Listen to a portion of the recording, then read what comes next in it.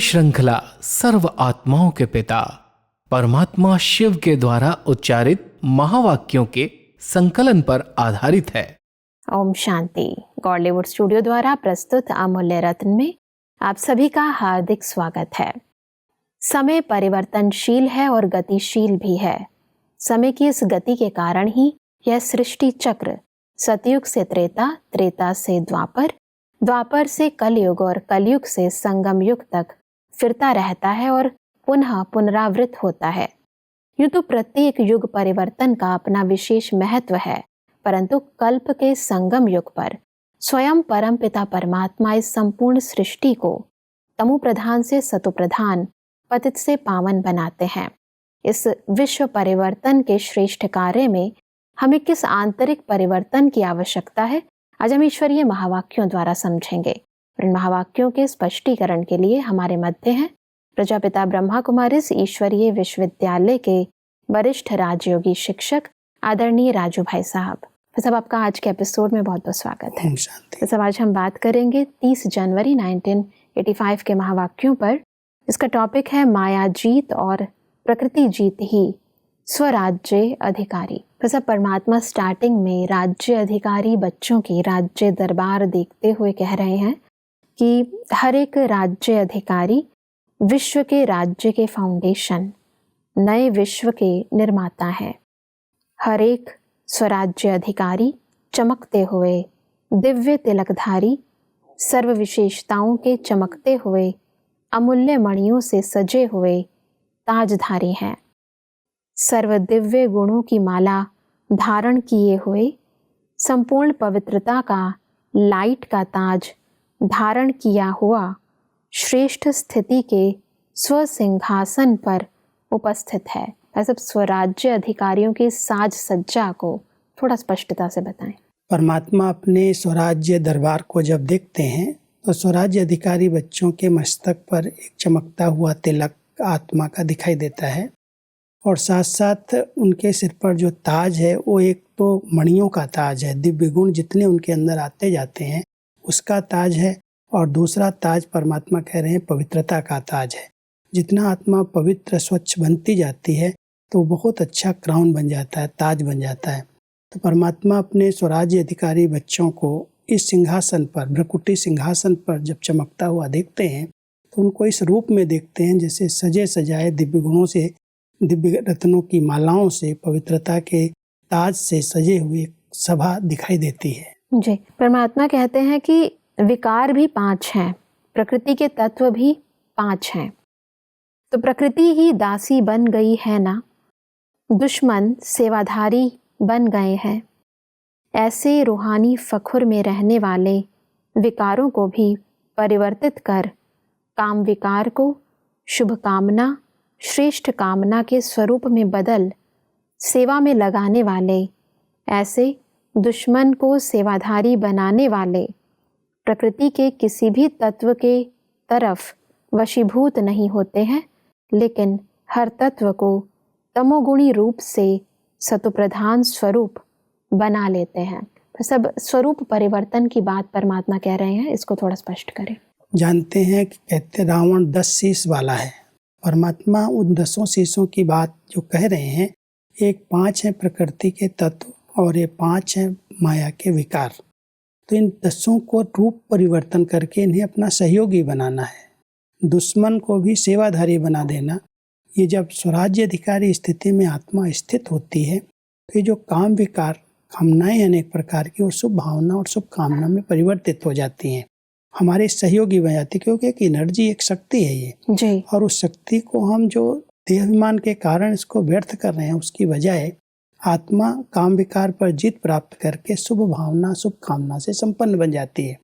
प्रकृति के तत्व जो वर्तमान समय तमोगुणी हैं, दुख देने वाले बन गए हैं, उनका रूप परिवर्तन हो जाता है और वो सतो प्रधान बन करके सेवाधारी बन जाते हैं। तो परमात्मा कहते हैं जितना आप अपने स्वराज्य अधिकारी स्थिति में रहते हो, इतना ये विकार और ये प्रकृति के तत्व सब आपके सहयोगी बन जाते हैं। बिल्कुल।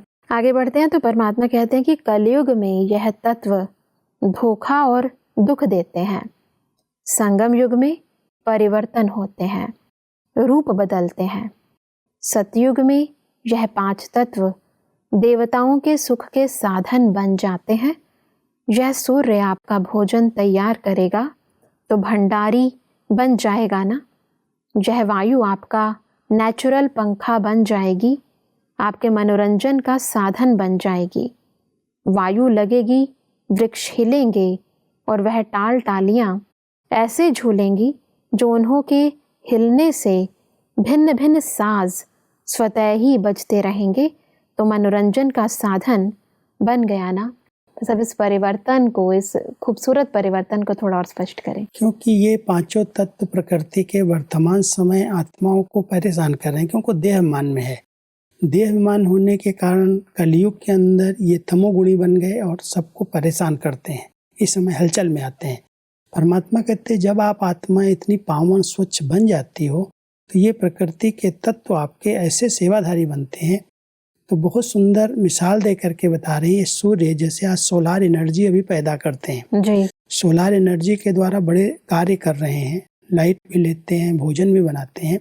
ऐसे ही परमात्मा कह रहे हैं सतयुग के अंदर इसका ऐसा रूप परिवर्तन हो जाएगा जो ये सोलार जैसे भंडारी हमारा बन जाएगा, भोजन बनाने वाला बन जाएगा जी। वायु जो है, पेड़ पौधे जब हिलेंगे, हवा चलेगी तो एक मनोरंजन का जैसे बहुत सुंदर संगीत उनके द्वारा हमें सुनाई को देगा। तो ये सब तत्व, पांचों ही प्रकृति के तत्व हम सबके सेवाधारी सहयोगी बनेंगे और नए नए प्रकार से सब साधन उपलब्ध कराएंगे। जी।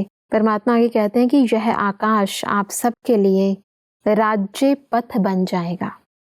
विमान कहाँ चलाएंगे, यह आकाश ही आपका पथ बन जाएगा। वैसे इसको भी थोड़ा स्पष्ट करें। वैसे भी आकाश पथ से ही आज हम यहाँ से वहाँ प्लेन द्वारा पहुँचते हैं, हवाई जहाज द्वारा पहुँच जाते हैं। जी। तो परमात्मा कहता है सतयुग में जब हर देवता के पास, हर एक के पास उड़न खटोले विमान होंगे तो उन विमानों के द्वारा जो एक स्थान से दूसरे स्थान पर पहुँचेंगे तो जैसे आपके लिए ये राजपथ बन जाएगा, आप देवी देवताओं के लिए आने जाने का मार्ग बन जाएगा। तो आकाश भी आपका सेवाधारी बन जाएगा। जी। परमात्मा कहते हैं कि इतना बड़ा हाईवे और कहाँ पर है, विदेश में है। कितने भी माइल बनावें लेकिन आकाश के पथ से तो छोटे ही है ना।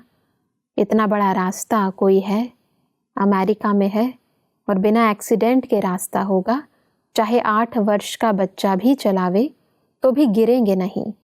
परमात्मा आगे कहते हैं कि यह जल इत्र फुलेल का कार्य करेगा। जैसे जड़ी बूटियों के कारण गंगा जल अभी भी और जल से पवित्र है, ऐसे खुशबूदार जड़ी बूटियां होने के कारण जल में नेचुरल खुशबू होगी। जैसे यहाँ दूध शक्ति देता है, ऐसे वहाँ का जल ही शक्तिशाली होगा, स्वच्छ होगा। इसलिए कहते हैं दूध की नदियाँ बहती हैं। सब इसको थोड़ा स्पष्ट करें। परमात्मा हम सबको एक एक तत्व सतयुग के अंदर कैसे सेवा देगा उसके विषय में बता रहे हैं। तो आकाश तो एक मार्ग बन जाएगा, जैसे अनेक विमान उड़ेंगे और एक्सीडेंट कहीं भी होने का खतरा नहीं रहेगा। साथ साथ ही जो जल जो पहाड़ों से आता है, जड़ी बूटियों से होते हुए क्रॉस करते हुए स्वच्छ जल होगा और उस जल से कई आत्माओं को एक तो सुगंध मिलेगी, जैसे इत्र पुलेल डाल देते हैं, ऐसे ही स्वास्थ्य के लिए बहुत अच्छा जल कार्य करेगा। लोग कहते हैं वहाँ सतयुग के अंदर दूध और घी की नदियाँ बहती हैं। परमात्मा कह रहे हैं स्थूल में दूध घी की नदियाँ नहीं, लेकिन ये जल ही दूध का कार्य करेगा। इतना शक्तिशाली, इतना पौष्टिक होगा जो उसको पीने से कोई बीमार नहीं होगा। ऐसा जड़ी बूटियों से आने वाला जल जो परमात्मा अभी भी मिसाल बता रहे हैं, आज तक भी गंगा जल जहाँ जहाँ स्वच्छ है, जहाँ पर मिक्स नहीं हुआ गंदगी, वहाँ का गंगा जल जब ले करके जाते हैं कई वर्षों तक उसमें कीड़े नहीं पड़ते जी। बहुत स्वच्छ रहता है। परमात्मा कहता है आज तक भी गंगा जल को पावन माना गया, पतित पावनी गंगा कहते हैं जी। क्योंकि जड़ी बूटियों से होते हुए आता है। ऐसे ही सतयुग के अंदर इतना स्वच्छ निर्मल जल होगा जो सुगंध भी होगी उसके अंदर और साथ साथ शक्ति भी होगी। जी। वैसे परमात्मा कहते हैं कि यह पृथ्वी ऐसे श्रेष्ठ फल देगी जो जिस भी भिन्न भिन्न टेस्ट के चाहते हैं उस टेस्ट का फल आपके आगे हाजिर होगा। यह नमक नहीं होगा, चीनी भी नहीं होगी। जैसे अभी खटाई के लिए टमाटर हैं तो बना बनाया है ना, खटाई आ जाती है ना, ऐसे जो आपको टेस्ट चाहिए उसके फल होंगे। रस डालो और वह टेस्ट हो जाएगी। तो यह पृथ्वी एक तो श्रेष्ठ फल, श्रेष्ठ अन्न देने की सेवा करेगी, दूसरा नेचुरल सीनरियाँ जिसको कुदरत कहते हैं, तो नेचुरल नज़ारे, पहाड़ भी होंगे, ऐसे सीधे पहाड़ नहीं होंगे, नेचुरल ब्यूटी, भिन्न भिन्न रूप के पहाड़ होंगे, कोई पंछी के रूप में, कोई पुष्पों के रूप में, ऐसे नेचुरल बनावट होगी। सिर्फ निमित्त मात्र थोड़ा सा हाथ लगाना पड़ेगा। पर सब पृथ्वी तत्व के इस स्वरूप को थोड़ा सा और स्पष्ट करें। पृथ्वी को ऐसे भी कहते हैं धरती माँ है, और हर एक मानव के लिए जो कुछ उससे प्राप्त हो रहा है, बहुत कुछ प्राप्तियां हो रही हैं। तो परमात्मा कह रहे हैं एक तरफ जो वहाँ पर फल फूल निकलेंगे वो इतने टेस्ट वाले होंगे, जिस टेस्ट का चाहिए नमक और चीनी डालने की ज़रूरत नहीं पड़ेगी, वो फल से ही वो कार्य हो जाएगा जी। सुंदर मिसाल दिया टमाटर का, जैसे खटाई के लिए टमाटर यूज करते हैं, नींबू यूज करते हैं, ऐसे ही फलों की क्वालिटी जो होगी, उसके जो टेस्ट होंगे अलग अलग प्रकार के होंगे, और जिस चीज़ की आवश्यकता है वो फलों से ही प्राप्त हो जाएगी, सब्जियों से प्राप्त हो जाएगी।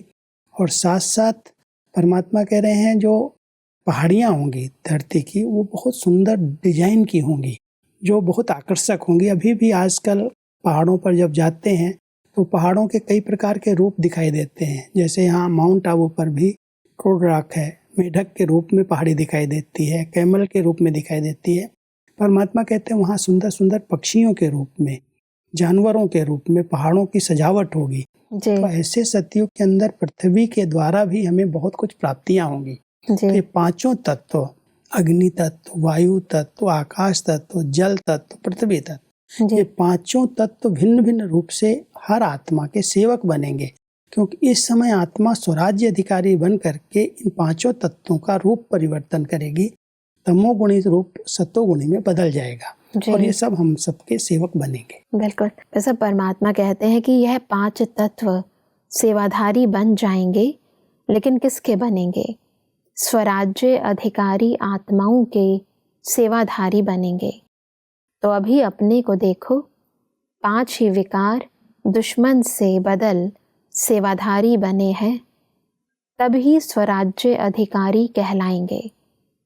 क्रोध अग्नि योग अग्नि में बदल जाए, ऐसे लोभ विकार, लोभ अर्थात चाहना, हद की चाहना बदल शुभ चाहना हो जाए कि सदा हर संकल्प से, बोल से, कर्म से निस्वार्थ बेहद सेवाधारी बन जाऊं, मैं बाप समान बन जाऊं। ऐसे शुभ चाहना अर्थात लोभ का परिवर्तन स्वरूप। इन पांचों विकारों के रूप को भी हमें परिवर्तन करना है स्वराज्य अधिकारी स्थिति में रह करके। जैसे काम विकार को शुभ भावना, शुभ कामना में परिवर्तन किया, ऐसे क्रोध एक अग्नि है, उसको योग अग्नि में, स्नेह की अग्नि में हम परिवर्तन कर दें। ऐसे लोभ जो हद की चाहना है, ये चाहिए ये चाहिए, परमात्मा कहता है बेहद विश्व कल्याण की चाहना, सबका भला हो, ऐसा विश्व परिवर्तन हो जाए, वो चाहना, वैसा लोभ रखो। तो इन विकारों के रूपों को भी परिवर्तन करो। जैसे प्रकृति के तत्वों को परिवर्तन करके सतयुग में उनको सेवाधारी बनाएंगे, ऐसे संगम पर स्वराज्य अधिकारी बन करके इन पांचों विकारों के रूप को परिवर्तन करके उन्हें स्नेही सहयोगी बना देना है। वो दुश्मन न रहें, वो हमारे सहयोगी बन जाएं। बिल्कुल। परमात्मा आगे कहते हैं कि मोह तो सभी को बहुत है ना, परमात्मा में तो मोह है ना, एक सेकंड भी दूर ना हो यह मोह हुआ ना। लेकिन यह मोह सेवा कराता है। जो भी आपके नैनों में देखे तो नैनों में समाये हुए बाप को देखे। जो भी बोलेंगे मुख द्वारा बाप के अमूल्य बोल सुनाएंगे। तो मोह विकार भी सेवा में लग गया ना, बदल गया ना। सब मोह के स्वरूप परिवर्तन को थोड़ा स्पष्ट करें। जहाँ देहिक मोह है, जहाँ देहिक आकर्षण है, वहाँ दुख है। मोह हमेशा दुख देता है। परमात्मा कहता है इसके रूप को परिवर्तन करो, ये शुद्ध स्नेह के रूप में परमात्मा को अपने नैनों में बसा लो। जैसे ये भी एक मोह है जो हम उनसे दूर रहना नहीं चाहते। तो परमात्मा कहता है कि जब आप जब परमात्मा प्यार में समा जाओगे, उस सच्चे स्नेह में समा जाओगे, तो आपके नयनों से परमात्मा का दर्शन होने लगेगा, लोगों को सेवा हो जाएगी। तो मोह विकार भी इस रूप से सच्चे स्नेह के रूप में परिवर्तन हो जाएगा। जी, परमात्मा आगे कहते हैं कि ऐसे ही अहंकार देह अभिमान से देही अभिमानी बन जाते। शुभ अहंकार अर्थात ईश्वरीय नशा सेवा के निमित्त बन जाता है। तो ऐसे पांचों ही विकार बदल सेवा का साधन बन जाएं तो दुश्मन से सेवाधारी हो गए ना। तो ऐसे चेक करो माया जीत प्रकृति जीत कहाँ तक बने हैं। इस पांचवें विकार का भी रूप बहुत सुंदर ढंग से हम बदल सकते हैं। जो अहंकार दिखाई देता है चलते चलते, देह का अहंकार, वो एक ईश्वरीय नशे के रूप में परिवर्तन हो जाए, एक ऊंचे सम्मान के रूप में परिवर्तन हो जाए। तो परमात्मा कहता है अहंकार भी आपका नशा, ईश्वरीय नशा, अलौकिक नशा, जो रूहानियत के रूप में, रूहाब के रूप में आपसे दिखाई देना चाहिए, वो भी एक सेवा का साधन बन जाएगा। अहंकार लोगों को दुख देता है, और सम्मान में रहेंगे तो ईश्वरीय नशे में रहेंगे तो आपके अच्छे वाइब्रेशन से अन्य आत्माओं को सुख मिलेगा। परमात्मा कहते हैं इन पांचों विकारों के रूप को भी ऐसे ही परिवर्तन करके इस समय इनको सहयोगी बना लो। बिल्कुल, परमात्मा इसलिए कहते हैं कि दशहरा मना के जाना है, प्रकृति जीत विकार जीत 10 हो गए ना। तो विजयदशमी मना के जाना, खत्म कर जला कर राख साथ नहीं ले जाना। राख भी ले जाएंगे तो फिर से आ जाएंगे, भूत बनकर आ जाएंगे, इसलिए वह भी ज्ञान सागर में समाप्त करके जाना। वैसे भी जब कोई अंतिम संस्कार करके राख तैयार होती मिलती है छोटी थोड़ी सी, तो उस राख को, उन छोटी छोटी हड्डियों को सागर में, पानी में कहीं ना कहीं बहाया जाता है, वो रखा नहीं जाता। तो परमात्मा कह रहे हैं कि जो रावण 10 शीश वाला है, जब आपने विजयदशमी मनाई, इन 10 को, 5 विकारों को, 5 प्रकृति के तत्वों के रूप को परिवर्तन किया, जैसे उनका अंतिम संस्कार कर दिया, वो खत्म कर दिया। खत्म करने के बाद उसकी राख माना उसका संकल्प भी अंदर न रहे, उसको भी ज्ञान सागर की लहरों में बहा दो। जैसे वो माया का रूप परिवर्तन हो गया, विकारों का रूप परिवर्तन हो गया, तब सच्ची विजयदशमी हो जाएगी। बिल्कुल। आगे परमात्मा कुमारियों से बातचीत करते हुए कहते हैं कि श्रीमत तो है विश्व कल्याणकारी बनो, वह तो ठीक, लेकिन श्रीमत के साथ साथ अपने मन के उमंग से जो आगे बढ़ते हैं वह सदा सहज आगे बढ़ते हैं। अगर कोई के कहने से या थोड़ा सा शर्म के कारण दूसरे क्या कहेंगे, नहीं बनूंगी तो सब मुझे ऐसे देखेंगे कि यह कमज़ोर है, ऐसे अगर कोई के फोर्स से बनते भी हैं तो परीक्षाओं को पास करने में मेहनत लगती है, और स्व के उमंग वालों को कितनी भी बड़ी परिस्थिति हो वह सहज अनुभव होती है, क्योंकि मन का उमंग है ना, अपना उमंग उत्साह पंख बन जाता है। सब विश्व कल्याणकारी बनने के लिए मन की कैसी स्थिति होनी चाहिए, उसको थोड़ा और स्पष्टता से बताएं। परमात्मा जब कुमारियों को विशेष इस ईश्वरीय सेवा की प्रेरणा देते हैं जी, तो कहते हैं श्रीमत तो हरेक के लिए है कि विश्व कल्याण की सेवा में लग जाओ जी। लेकिन किसी के कहने से अगर लगेंगी, शर्म से लगेंगी, पता नहीं लोग क्या सोचेंगे, मैं इतना दिन से मुरली सुन रही हूँ, क्लास कर रही हूँ, अगर मैं ब्रह्मा कुमारी नहीं बनूंगी तो लोगों को क्या संकल्प चलेगा, तो किसी के कहने से, फोर्स से अगर बनेंगे तो कोई भी प्रॉब्लम आएगी, उसका सामना करना कठिन हो जाएगा। अगर कोई अपने मन के उमंग से कार्य किया जाता है, उमंग है कि मुझे भगवान के कार्य में मदद करनी है, विश्व परिवर्तक परमात्मा जब सृष्टि पर आए हैं, अगर मेरा सहयोग उनके कार्य में लग जाए तो इतना बड़ा भाग्य है। तो जिस आत्मा के अंदर अंदर की रुचि होती है कि मुझे श्रीमत तो है ही, लेकिन श्रीमत से के साथ साथ अपने मन का उमंग, अपनी लगन, कैसी भी परिस्थितियां अगर आ भी गई तो उनको सहज वो पार कर सकते हैं। नहीं तो सोचेंगे ऐसे होता है, ऐसे हो गया, अब क्या करूं। परमात्मा कहता है उसमें चलने में मेहनत लगेगी, अपना उमंग चाहिए, अपना अंदर का उत्साह चाहिए। कोई भी बातें अगर आएंगी भी तो सहज पार कर लेंगे। कुमारियों को विशेष देख करके परमात्मा उनको कहते हैं किसी के फोर्स से तुम ब्रह्मा कुमारी नहीं बनो, समर्पित हो गए, किसी के कहने से हो गए, किसी को देख करके हो गए नहीं, अपना उमंग होना चाहिए कि भगवान के कार्य में मैं मददगार बनूं। कुछ भी आए, कोई कैसी भी परिस्थिति आए, मैं उनको पार कर लूँगी, तब वो सफल होती हैं। बिल्कुल, अपनी इच्छा से यदि कोई कुछ करता है तो उसके अंदर कैसा भी विघ्न आए उसे आसानी से पार कर सकता है। उसमें सफलता मिलती है, नहीं बिल्कुल। तो कहीं न कहीं उलझन पैदा होती है। बिल्कुल। आगे परमात्मा टीचर्स बहनों से बात करते हुए कहते हैं कि सेवाधारी को विशेष वरदान है, एक अपना अटेंशन, दूसरा वरदान डबल लिफ्ट है। सेवाधारी बनना अर्थात सदा मुक्त आत्मा बनना, जीवन मुक्त अनुभव करना। तो सब परमात्मा ने ये जो अपना अटेंशन और वरदान, ये जो डबल लिफ्ट दी है, इसको थोड़ा स्पष्ट करें। जब हम विश्व कल्याण की सेवा के निमित्त बनते हैं तो एक तो ये स्मृति में रहता है कि मैं सबके निमित्त हूँ, जैसा मैं करूँगी ऐसा ये सब करेंगे, तो अटेंशन अपने कर्मों पर स्वतः रहता ही है। अपने हर बोल पर, अपने हर संकल्प पर, अपने कर्मों पर अटेंशन रख करके चलते हैं तो अनेक आत्माओं के लिए प्रेरणा स्रोत बनते हैं। तो जो निमित्त टीचर्स हैं वो एक तो अटेंशन स्वतः अपने पर रहता है और दूसरी तरफ परमात्मा की आशीर्वाद कहें, वरदान कहें, उनके हाथ सिर पर रहता है, क्योंकि वो कोई भी सेवा करते हैं परमात्मा की श्रीमत प्रमाण करते हैं। इसलिए परमात्मा कह रहे हैं कि जो विश्व सेवाधारी टीचर्स हैं उनको अपने आप पर स्वतः अटेंशन रहता है और परमात्मा का उनके साथ वरदान भी है। इसलिए सफल टीचर जो अटेंशन रखे और वरदान को सदा स्मृति में रखे। जी बिल्कुल भाई साहब, आज हमने 5 तत्वों और 5 विकारों को परिवर्तन करने की यथार्थ विधि को गहराई से समझा। तब स्पष्टीकरण के लिए आपका बहुत बहुत धन्यवाद। ओम शांति। दर्शकों, आज के महावाक्यों में परमात्मा ने कहा कि स्वराज्य अधिकारी आत्मा कभी भी 5 तत्वों व 5 विकारों के वशीभूत नहीं होती, अपितु उनका स्वरूप तमोप्रधान से सतोप्रधान बना देती है। परमात्मा ने कहा कि हमें काम विकार को शुभ कामना में, क्रोध अग्नि को योग अग्नि में, लोभ यानी हद की चाहना को श्रेष्ठ चाहना में परिवर्तित करना है। परमात्मा ने कहा कि हमें मोह केवल एक परमात्मा से रखना है व देह अभिमान को देही अभिमानी स्थिति में बदलना है। दर्शकों, आज के महावाक्यों से संबंधित यदि आपके मन में कोई भी प्रश्न है तो आप हमें ईमेल कर सकते हैं।